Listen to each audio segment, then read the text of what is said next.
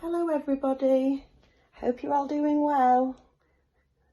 I'm going to read you Zog and the Flying Doctors by Julia Donaldson and illustrated by Axel Scheffler.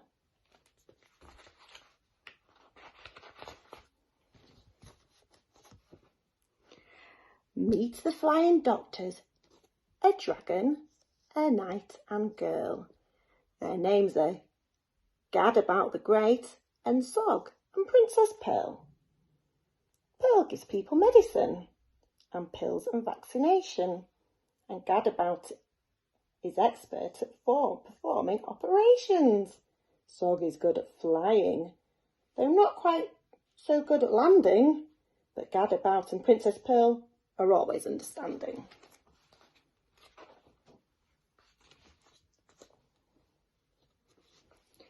Flying high one morning, they heard a mermaid wail. "I'm sunburnt and it hurts," she cried, and swished her scaly tail. Bang, crash, thump, they landed. The mermaid's skin was red. Pearl rubbed in some special cream. "And wear this hat," she said. "Thank you," said the mermaid, and she waved a fond goodbye as the team of flying doctors sped away into the sky. As the sun rose higher, they saw a unicorn. He pawed the ground and whinnied, "I've grown an extra horn."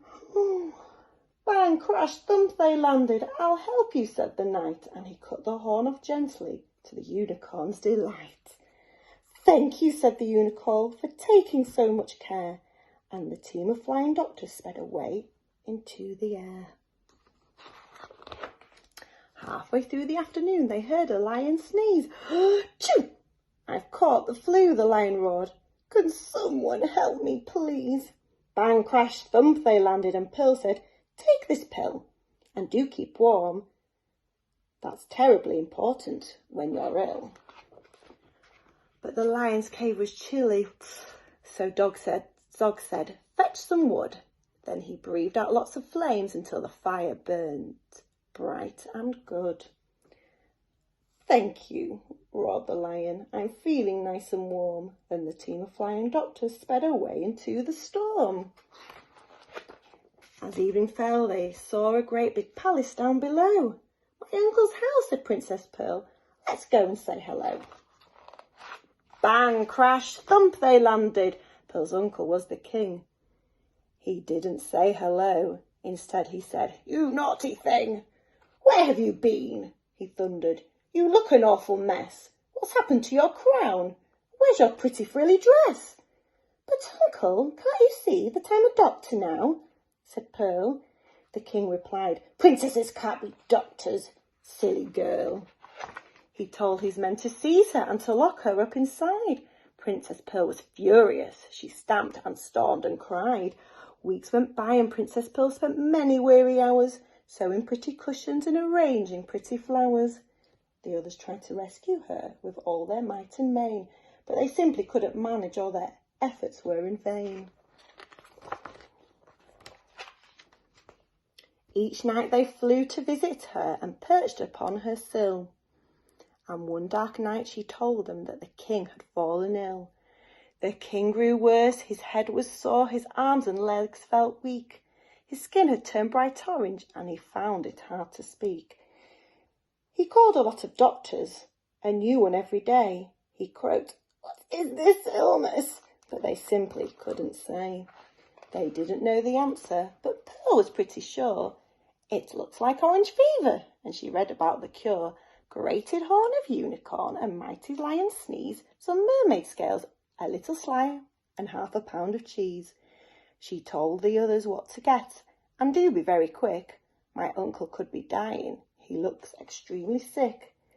Away flew Zog and Gadabout. They reached the lion's den.